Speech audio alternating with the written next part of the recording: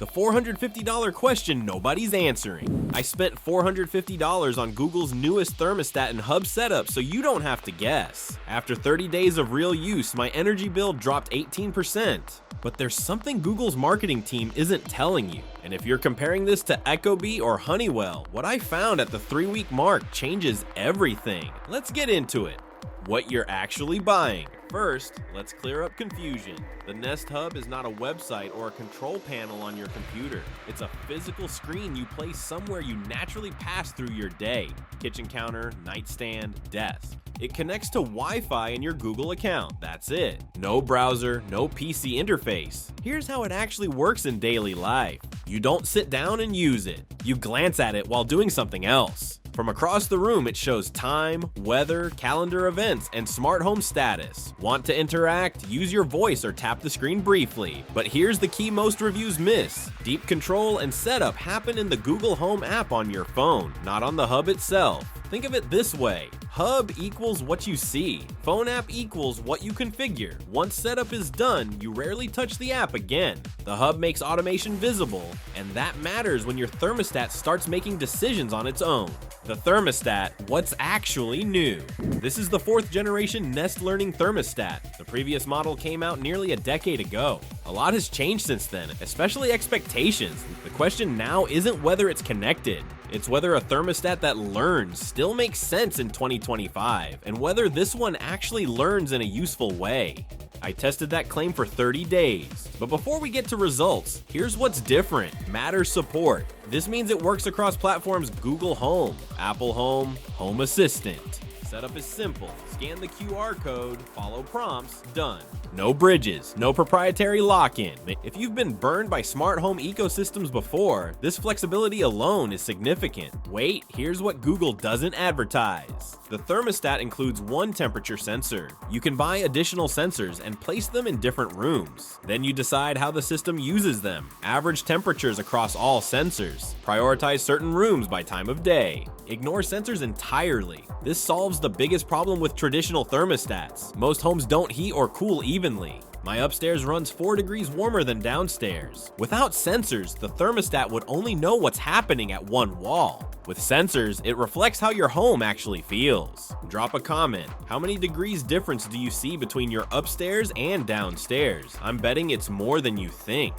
Why it looks like that, and why it matters. The design is intentional with thin bezels, muted display, no visual noise. But here's what stood out. Dynamic Farsight adjusts what you see based on distance. It's powered by Google's Soli radar basic info from far away. Detailed temperature and controls when you approach. This is not a traditional touchscreen. You rotate the outer ring to adjust temperature and press to confirm. It takes about a day to feel natural. Then it disappears into habit. No fumbling with tiny buttons. No app required just to change the temperature. That simplicity matters more than you'd think. Installation, the reality. Installation is guided step by step in the Google Home app.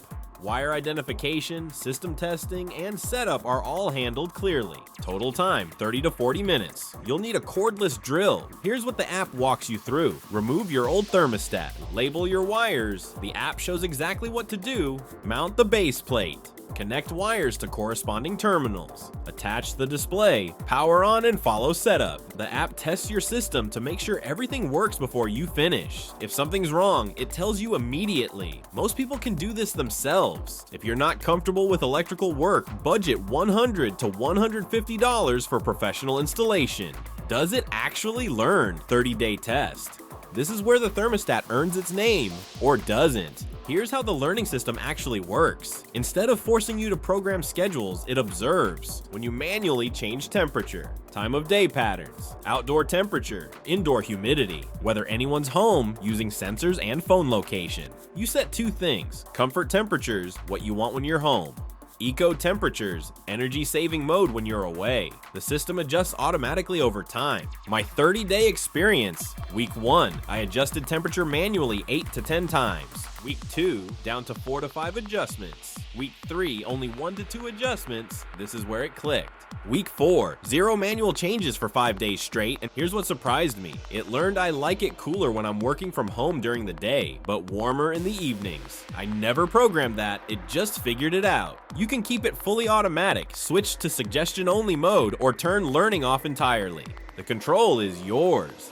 Energy features and real savings. Energy features include green leaf indicators, shows when you're saving energy, monthly energy reports, airwave cooling, uses the fan to finish cooling without AC, sunlight compensation, adjusts for direct sunlight hitting the thermostat, humidity control. There's also Nest Renew, which shifts energy use to times when the grid is running on cleaner energy. My results after 30 days, 18% reduction in energy costs compared to the previous month. Savings will vary by home, climate, and usage, but the mechanisms are real, not marketing hype.